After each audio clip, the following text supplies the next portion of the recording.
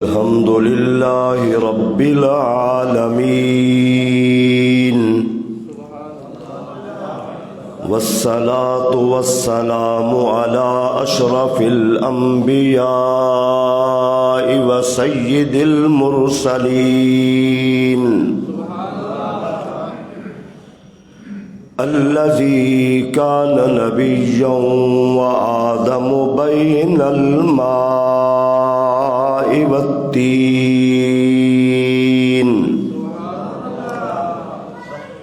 وعلى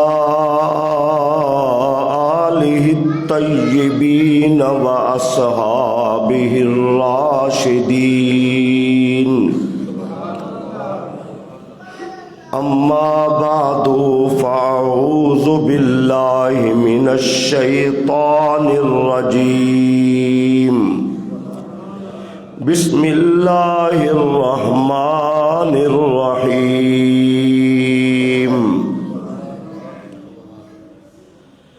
ما زاغ البصر وما طغى قال النبي صلى الله تعالى عليه وسلم رأيت ربي عز وجل في أحسن صورة رب اشرح لي صدري ويسر لي أمري واحلل عقدة من لساني يفقهوا قولي قال الله تبارك وتعالى في شان حبيبه مخبرا وآمرا إن الله وملائكته يصلون على النبي يا أيها الذين آمنوا صلوا عليه وسلموا تسليما اللهم صل على سيدنا ومولانا محمد وعلى آل سيدنا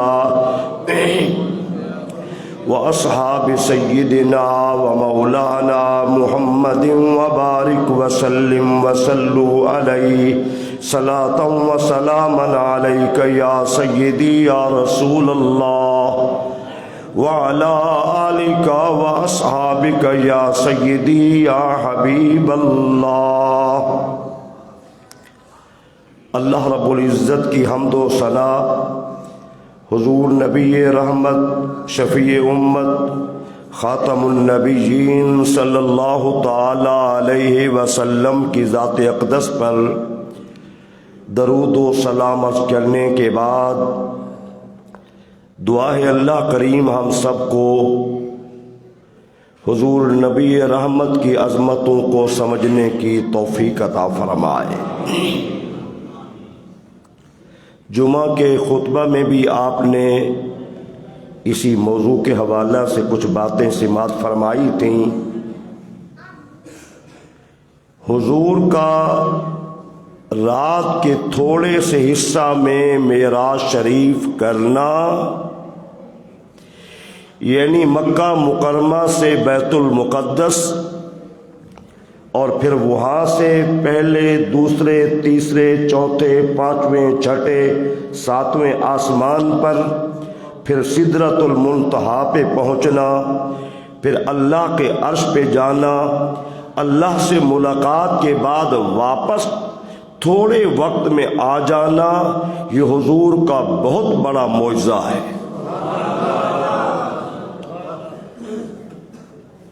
اور معجزہ ہوتا بھی وہی ہے جس کی مثال پیش کرنے سے لوگ قاصر ہوں۔ معجزہ ہوتا ہی وہی ہے کہ اس کا مقابلہ نہ ہو سکے۔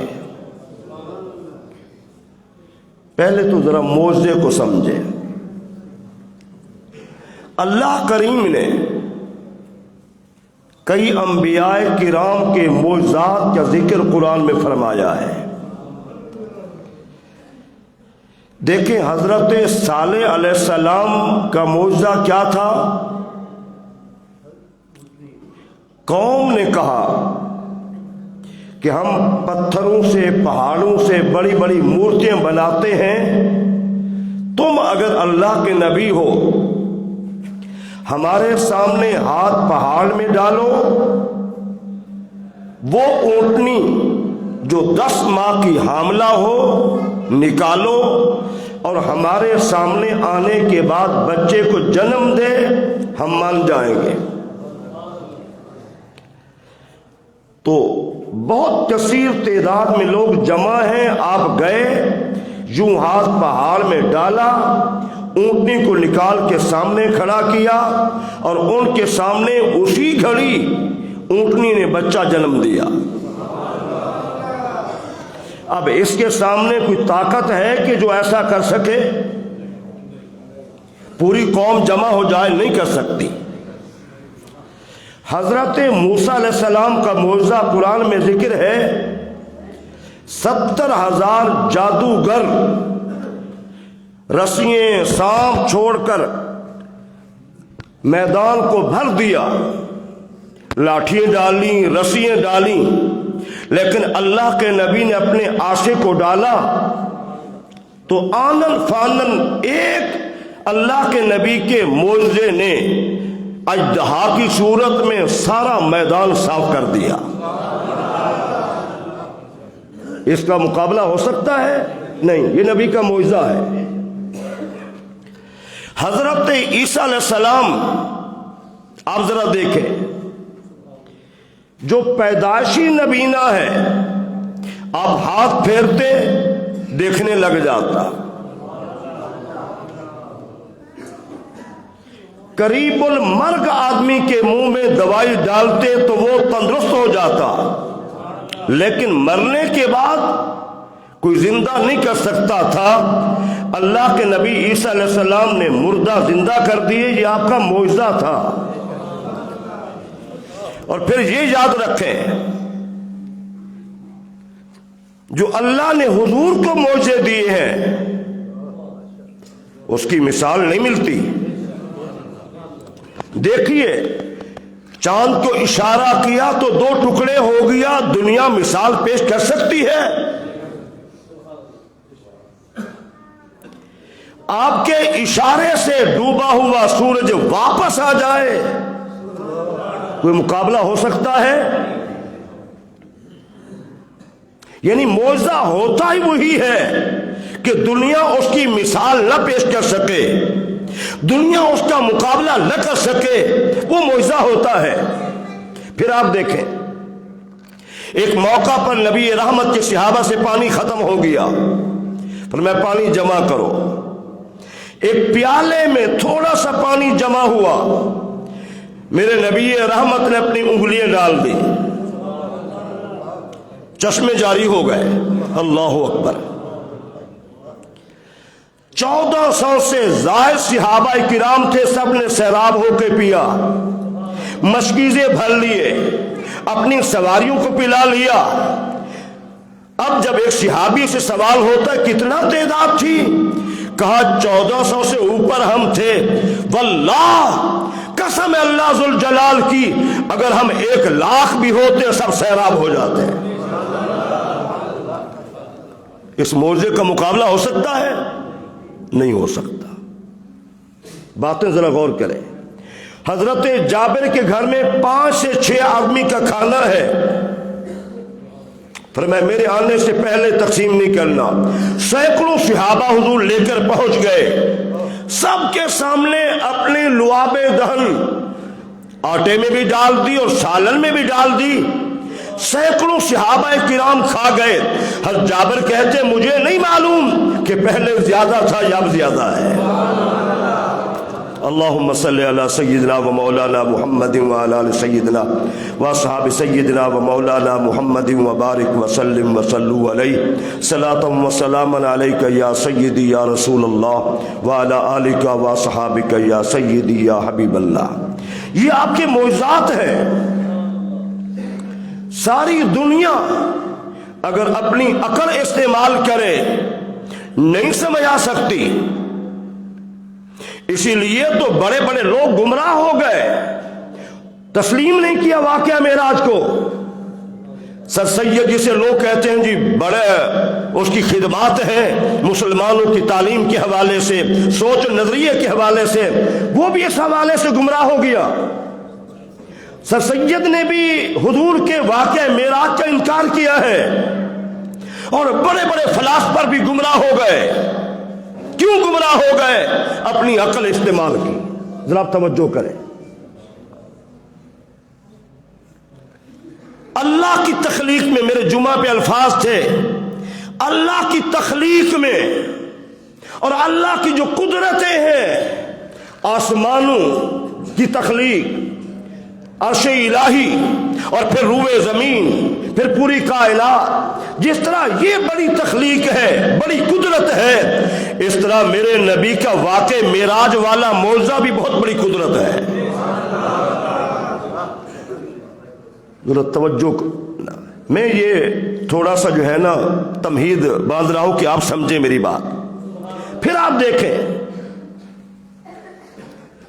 حضور کو لے جانے کا مقصد کیا تھا، اتنا اعزاز سے کیوں لے جایا گیا؟ قرآن میں یہ بھی فرمایا لقد رأى من آیات ربہ الکبریٰ، آپ نے اپنے رب کی بڑی بڑی نشانیاں دیکھی۔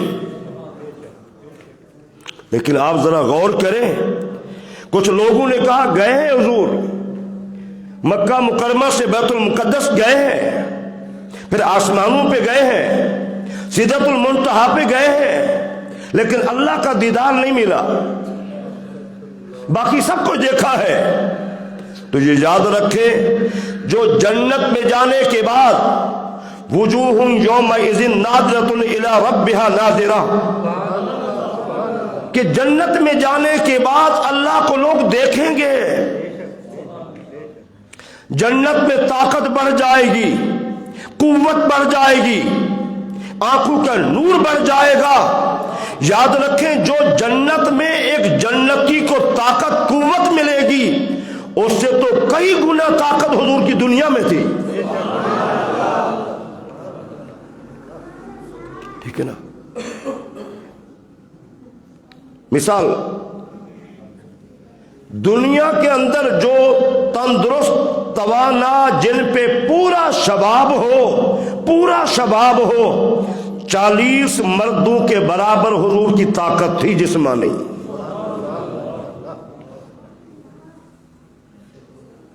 اور جنت میں حضور کی طاقت، ہماری طاقت، انشاءاللہ جنت میں جائیں گے حضور کے صدقے سے انشاءاللہ۔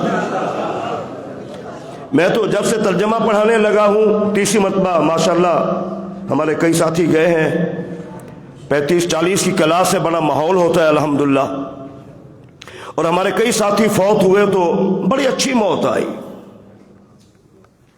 بہت خوبصورت موت آئی۔ جو آخر میں ہمارے اس ساتھی کی شاگرد کو موت آئی، حالانکہ اس کی زندگی پہلے بڑی عجیب و غریب تھی، فراوانی بھی تھی، قد و قامت بھی تھا، آزاد، لیکن کلاس میں بیٹھا تو مجھے کہنے لگا مفتی صاحب میں یہاں بیٹھ کے بدل گیا ہوں۔ واقعی وہ بندہ بدل گیا، پابندی نماز کی اخیر درجے کی، چہرے پہ سنت رسول، اور پھر عصر کی نماز پڑھنے کے لیے آیا، سجدے میں فوت ہو گیا۔ ٹھیک ہے نا؟ اس طرح اور ساتھی فوت ہوئے، کوئی دعا مانگتے فوت ہوا، کوئی کلمہ شریف اونچی آواز سے درود و سلام پڑھتے فوت ہوا۔ اس طریقے سے یقین ہے کہ موت اچھی آئے گی انشاءاللہ، موت اچھی آئے گی انشاءاللہ اللہ کے فضل و کرم سے۔ میرے عزیزان گرامی، ذرا توجہ فرمائیں کہ جنت میں جانے کے بعد تو ہر ایک کو دیدار ہوگا، اہل جنت کو دیدار ہوگا، وہاں ان میں صلاحیت ہوگی، وہاں ان میں طاقت ہوگی، لیکن اللہ کریم نے حضور صلی اللہ علیہ وسلم کو جنت، اس کے مناظر، آسمان یہ دکھانے کے لیے نہیں بلایا، اللہ نے حضور کو بلایا تو اپنا دیدار کرانے کے لیے بلایا ہے۔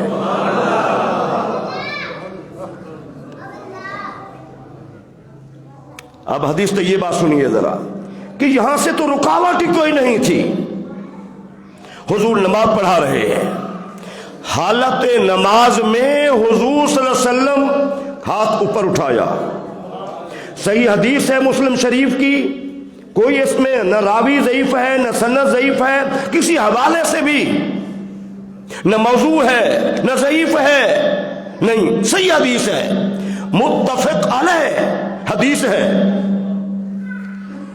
حضور نے حالت نماز میں ہاتھ اوپر اٹھایا 3 مرتبہ۔ جب نماز مکمل پڑھا لی، صحابہ عرض کی حضور آج تو بڑا عجیب کام دیکھا ہے۔ فرمایا کیا؟ حضور آپ نے ہاتھ بڑھایا نیچے کر لیا، ہاتھ بڑھایا نیچے کر لیا، ہاتھ بڑھایا نیچے کر لیا۔ تو حضور نے فرمایا اللہ کی جنت میرے سامنے تھی۔ توجہ، جنت کہاں ہے؟ 7 آسمانوں کے اوپر ہے۔ میں اور آپ دیکھیں تو یہ چھت آڑے آ جاتی ہے، دنیا کا کوئی بندہ دیکھے چھت آڑے آ جاتی ہے۔ اللہ کے نبی کی طاقت دیکھیں، قوت دیکھیں، جو جنت 7 آسمانوں کے اوپر ہے۔ حضور نے فرمایا میرے سامنے اللہ کی جنت تھی، انگوروں کا گچھا خوشہ لٹک رہا تھا۔ میں نے ارادہ کیا توڑ لوں، پھر نہیں توڑا، پھر ارادہ کیا اگر میں توڑ لیتا تو قیامت تک کبھی ختم نہ ہوتا۔ اب سوچنے کی بات یہ ہے، زمین پہ کھڑے ہوئے میرے نبی کے ہاتھ بھی پہنچ رہے ہیں اور میرے نبی کی نگاہ بھی پہنچ رہی ہے۔ تو جس نبی رحمت کے ہاتھ جنت تک پہنچ جائے، جس نبی رحمت کی نظریں پہنچ جائے، تو اگر حضور کو اتنا کچھ کرانے کے بعد جنت ہی دکھانی تھی، آسمان ہی دکھانے تھے، سدرہ ہی دکھانا تھا، وہ تو زمین پہ ہو سکتا تھا۔ سوچئے ذرا، وہ تو سارا ہو سکتا تھا۔ اتنا اللہ کریم نے حضور کو بلندی پہ کیوں لے گیا؟ ایک ہی مقصد تھا، سب سے بڑا عظیم مقصد یہ تھا کہ اللہ نے اپنا دیدار کرانا تھا۔ حضرت عباس، عبداللہ ابن عباس رضی اللہ تعالیٰ عنہ، سب سے زیادہ اس حوالے سے ان کی حدیث طیبہ، ان کی بات معتبر ہے، جن سے عمر بن خطاب نے بھی رجوع کر لیا اور آپ کی بات مان لی۔ کئی اور صحابہ کرام نے بھی ان سے بات سنی تو مان لی۔ پہلے انکار کرتے تھے، معراج کا انکار نہیں تھا، انکار تھا کہ کیا واقعی حضور نے اللہ کا دیدار کیا ہے کہ نہیں کیا۔ تو آپ نے فرمایا کیا تم تعجب کرتے ہو کہ اللہ نے خلت حضرت ابراہیم کو عطا کر دی، کلام حضرت موسیٰ علیہ السلام کے لیے؟ فرمایا دیدار اللہ نے حضور کو کروایا ہے۔ ٹھیک ہے نا، تھوڑا توجہ کریں ذرا۔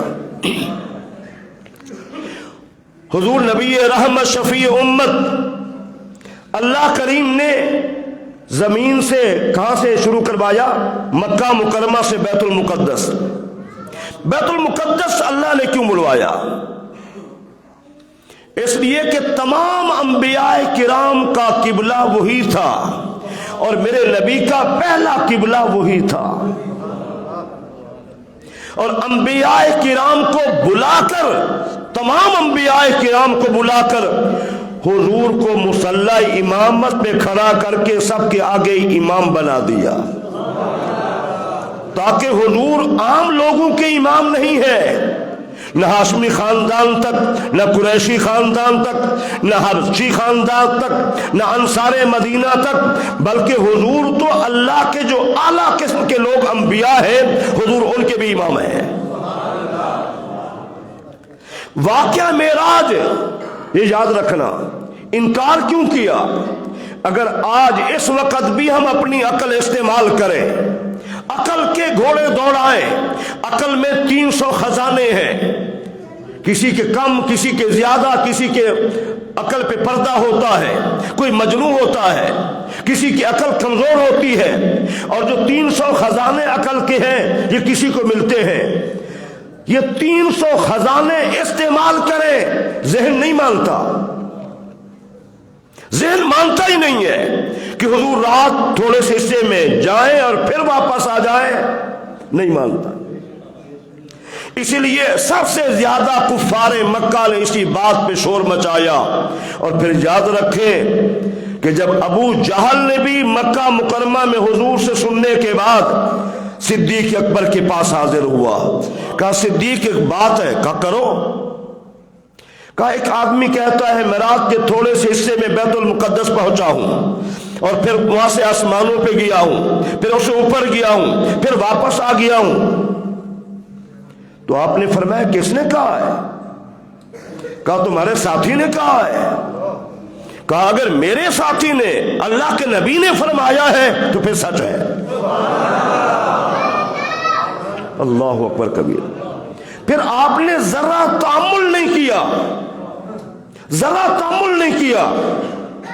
آپ نے نہیں کہا کہ میں ابھی غور کروں گا، سوچوں گا، نہیں، فوراً۔ اور ایمان اور محبت کا تقاضا یہی ہے کہ جب اللہ کے نبی کے کمالات کی بات ہو تو پھر آنکھیں بند کر کے ٹھیک ہے، آمنا وصدقنا۔ تو دوسرے معجزات جس طرح حضور کے بڑے معجزات ہیں، یہ جو معراج والا معجزہ ہے یہ سب سے بڑھ کر ہے۔ آئیے حضور نے کیا فرمایا۔ حضور سے پوچھا گیا کہ اے اللہ کے رسول، آپ نے اللہ کا دیدار کیا ہے؟ تو حضور نے فرمایا رأیت ربی عز و جل فی احسن صورت، میں نے اپنے رب کو حسین صورت میں دیکھا ہے، حسین صورت میں دیکھا ہے۔ حضرت ابراہیم نہ دیکھ سکے، حضرت موسیٰ کلیم اللہ نہ دیکھ سکے، کوئی اور نبی جلوہ نہ دیکھ سکا۔ یہ تو حضور کی ذات انور ہے، اور قرآن سے بھی ثابت ہوتا ہے۔ موسیٰ کلیم اللہ عرض کہتے ہیں یا اللہ یہ میری قوم دھوپ میں ہے، ان کو سایہ چاہیے۔ وَظَلَّلْنَا عَلَيْكُمُ الْغَمَامَ، ہم نے بادل کا سایہ کر دیا۔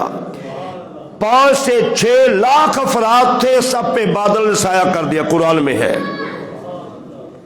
موسیٰ کلیم اللہ نے کہا یا اللہ ان کو پیاس لگی ہے، فرمایا اپنا عصا پتھر پہ مارو، مارا، چشمے جاری ہو گئے۔ بھوک لگی ہے، وَأَنزَلْنَا عَلَيْكُمُ الْمَنَّ وَالسَّلْوَىٰ، اللہ نے آسمان سے جنت سے کھانا من و سلوہ بھیج دیا۔ جب اللہ کے نبی کی ساری باتیں پوری ہوتی گئیں تو عرض کی یا اللہ رب ارنی انظر الیک، مجھے اپنا دیدار تو کرا، مجھے اپنا دیدار تو کرا۔ تو اللہ کریم نے کیا فرمایا؟ لن ترانی، کلیم تم نہیں دیکھ سکتے۔ اللہ نے یہ نہیں فرمایا کہ مجھے کوئی نہیں دیکھ سکتا، نہیں کہا، کہا کلیم تم نہیں دیکھ سکتے۔ ایک ہستی کو مخاطب کیا، لن ترانی تم مجھے نہیں دیکھ سکتے۔ علماء نے فرمایا سب سے بڑی دلیل تو یہی ہے کہ اللہ نے فرمایا مجھے کوئی نہیں دیکھ سکتا، یہ نہیں فرمایا، بلکہ فرمایا کلیم تم نہیں دیکھ سکتے۔ یہ اسی میں ثابت ہے کہ اللہ نے اپنے حبیب کو دیدار کرایا ہے۔ اللہ اکبر کبیر، دروشی پڑھیے ذرا۔ اللہم صلی علی سیدنا و مولانا محمد وعلی آل سیدنا و صحاب سیدنا و مولانا محمد وبارک وسلم وصلوا علیہ صلاۃ و سلام علیک یا سیدی یا رسول اللہ وعلی آلک و صحابک یا سیدی یا حبیب اللہ۔ یہاں پر امام جلال الدین سیوطی رحمۃ اللہ علیہ کی بات فرمائی ہے، بڑے عظیم مفسر بھی ہیں، محدث بھی ہیں، عاشق رسول بھی ہیں، اور جن کو 70 مرتبہ حضور کا جاگتے ہوئے دیدار ہوا ہے۔ جیسے ہم دیکھ رہے ہیں آپس میں ایک دوسرے کو، اس طرح۔ اور دارالعلوم دیوبند کے بہت بڑے عالم دین انور شاہ کشمیری، انہوں نے لکھا ہے کہ 20 مرتبہ دیدار بھی ہوا ہے، 9ویں صدی میں ہے، اور حضور سے ہم کلام بھی ہوئے ہیں، اور کئی احادیث حضور سے پوچھی بھی ہے، حضور یہ آپ کا فرمان ہے کہ نہیں ہے؟ تو آپ لکھتے ہیں اللہ کریم نے فرمایا کلیم اللہ تم مجھ سے میرے دیدار کا سوال کر رہے ہو، یہ تو بتاؤ کیا تیری شریعت میں کسی یتیم کا حق چھیننا جائز ہے؟ عرض کی یا اللہ میری شریعت میں نہیں ہے، اجازت نہیں دیتی کسی یتیم کا حق چھین لیا جائے۔ تو اللہ کریم نے فرمایا پھر کلیم سنو، میرے دیدار کا حق در یتیم محمد عربی صلی اللہ علیہ وسلم کے لیے ہے، کسی اور کے لیے نہیں ہے۔ تو اللہ کریم نے حضور رحمت للعالمین کو دیدار کرانے کے لیے اپنے پاس بلایا. جبریل امین لے گئے، ساتوں آسمانوں کو کراس کر لیا، سدرۃ المنتہا پہ پہنچے. کہاں؟ جو نیچے والے فرشتے ہیں ان کی آخری سٹیج، آخری حد کیا ہے؟ سدرۃ المنتہا ہے. اور جو اوپر والے فرشتے ہیں جب وہ نیچے آتے ہیں تو ان کی حد سدرۃ المنتہا ہے. یہاں میں ایک بات کرتا ہوں، ایمان تازہ کرے اپنا ذرا. جب نبی رحمت صلی اللہ علیہ وسلم زمین سے اوپر گئے، آسمان تک پہنچے، تو دنیا کو بتا دیا میں تمہارے جیسا بھی نہیں ہوں. آپ تھوڑا سا غور کریں کہ سائنس جتنا ترقی کر جائے، جتنا عروج ہو، انڈیا نے 33 کے 35 ارب روپے خرچ کیے ہیں خلا میں پہنچنے کے لیے. کئی سال کی محنت جد و جہد کے بعد پہنچی ہے. جو انڈیا، چائنا، روس، امریکہ، یہ خلا میں انہوں نے گئے ہیں چاند تک، ہم چاند تک پہنچ گئے ہیں، اربوں روپے لگا کے گئے ہیں، کئی سال کی محنت مشقت کے بعد پہنچے ہیں. اللہ نے اپنے محبوب کو بغیر کسی بات کے وہاں پہنچا دیا ہے. تو جب حضور آسمانوں کو کراس کیا تو بتلا دیا تمہارے جیسا نہیں ہوں. ٹھیک ہے دنیا بعد میں چاند تک پہنچے گی، اگر تمہارے جیسا ہوتا تو کبھی اوپر نہ جاتا. اور جب سدرۃ المنتہا پہ پہنچے، توجہ کیجئے، جبریل امین جو شروع سے چلا بیت المقدس، پھر آسمانوں کے اوپر، پھر وہاں جا کے رک جاتا ہے، چلیے میرے ساتھ. حضور نہیں، میرے اندر ہمت نہیں ہے. تو جبریل کو کہہ دیا، جبریل اگر تیرے جیسا فرشتہ ہوتا تو میں کبھی اوپر نہ جاتا. حضور انسانوں کی طرح انسان بھی نہیں ہے اور فرشتوں جیسے نور بھی نہیں ہے. بشر ہے تو اعلیٰ بشر ہے اور نور ہے تو اعلیٰ نور ہے. گڑی شریف ہے سادقہ اپنا رحیم یار خان کے قریب، خانپور کے قریب ہے گڑی شریف. ایک ہے کھڑی شریف کشمیر میں، میرپور کے اندر ہے. میاں محمد صاحب رحمۃ اللہ علیہ، میں وہاں بیان بھی کر کے آیا ہوں اور تقریباً 2-3 میری وہاں حاضری بھی ہوئی، پروگرام پہ گیا میں. اور یہ گڑی شریف ہے. تو ان کا نام میاں محمد بخش ہے اور ان کا نام محمد یار ہے. بہت بڑے عالم دین گزرے ہیں، بہت بڑے بزرگ گزرے ہیں. یہ جیسے آج اس دور کے بابے ایسے نہیں، بہت بڑے ولی کامل، بہت بڑے عالم دین. آپ معراج فرما، آپ بیان کر رہے تھے محراب میں کھڑے ہو کر حضور کے معراج کو. تو ایک بندہ کھڑا ہوا، کہا حضرت حضور کیسے گئے ہوں گے؟ جسم ثقیف ہے، روح لطیف ہے، اور پھر اوپر جانا، پھر کرے کراس کرنا، پھر منازل طے کرنا، پھر تھوڑے وقت میں جانا، پھر آسمانوں کو کراس کرنا، سمجھ نہیں آتی. تو آپ وجد میں آئے تو آپ جیسے پیچھے دیوار ہوتی ہے نا محراب کی، آپ سیدھے آگے چلے گئے، دیوار نے راستہ دے دیا، پھر واپس آ گئے. 2-3 بار ایسا کیا، فرمانے لگے محمد کے یار کے لیے دیوار آڑے نہیں آ سکتی تو جو رب کا یار ہے آسمان بھی آڑے نہیں آ سکتے. ٹھیک ہے نا؟ اگر اپنی عقل استعمال کرے تو میرا سمجھ نہیں آ سکتی. کیوں؟ رات کا تھوڑا سا حصہ علماء نے لکھا ہے، حضور جب وضو کر کے گئے تو پانی چل رہا تھا، واپس آئے تو چل رہا تھا. حضور جب بستر سے اٹھے تھے، بتا سو کے اٹھے نا بستر گرم ہو جاتا ہے، جب واپس آئے تو بستر گرم تھا. حضور جب دروازہ کراس کیا تو کنڈی ہل رہی تھی، واپس آئے تو کنڈی ہل رہی تھی. سمجھ نہیں آتی. اگر عقل کو استعمال کرے تو سمجھ نہیں آتی. ہاں عقل قربا کن بپیش مصطفیٰ، حضور کے مقام اور مرتبے کے سامنے اپنی عقل کیا ہے قربان کر دیجئے. عقل عیار ہے 100 بیس بدل لیتی ہے، عشق بیچارہ نہ زاہد ہے نہ ملا نہ حکیم. ٹھیک ہے نا. عقل کو تنقید سے فرصت نہیں، عشق پر ایمان کی بنیاد رکھ. حضور کا واقعہ معراج ہماری عقل سوچ فہم و فراست سے ماورا ہے، اور حضور کا سب سے بڑا عظیم معجزہ یہی ہے، اور اللہ کی قدرتوں میں سے بڑی قدرت یہی ہے اپنے محبوب کو اپنے پاس بلا بھی لیا ہے. اچھا پھر رات کے معراج کیوں کرائی؟ دن بھی تو ہے نا رات کو. اس کی وجہ یہ ہے کہ محبوب اور محبوب کی ملاقات کا وقت بھی رات کا ہے، اور اللہ سے قرب کا وقت بھی رات کا ہے.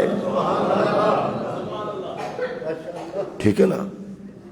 رات کے معراج کرائی. پھر مکہ مکرمہ سے کیوں معراج کرائی؟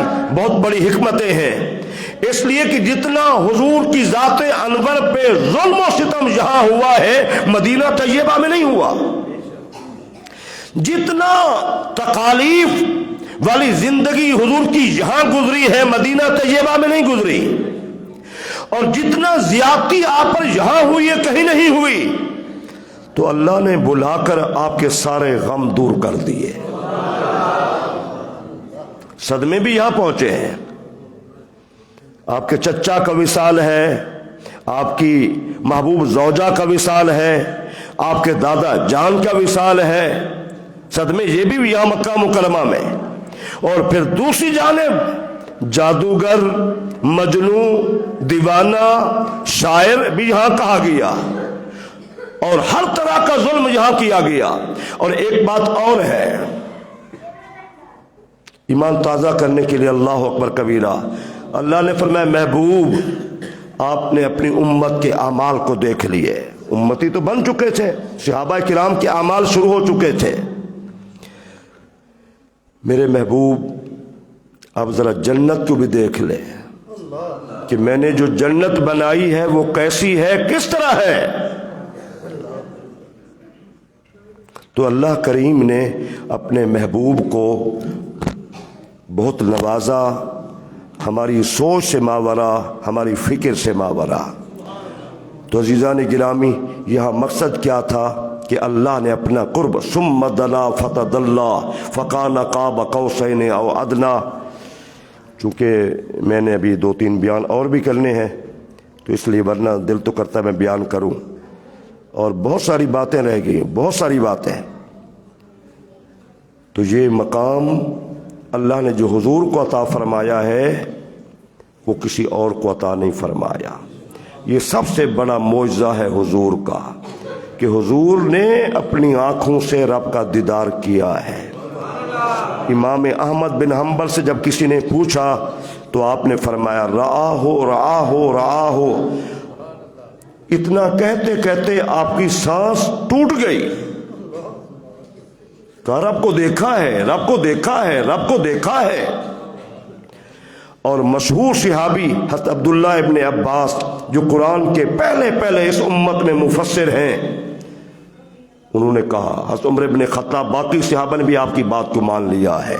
تو یہ بڑے اعزاز کی بات ہے کہ اللہ نے اپنے محبوب کو اس بڑی عظمت سے نوازا ہے. اللہ سبحانہ و تعالی ہم سب کو حضور کے مقام کو، مرتبے کو سمجھنے کی توفیق عطا فرمائے. اور ہمیں ان باتوں کا علم ہی نہیں ہے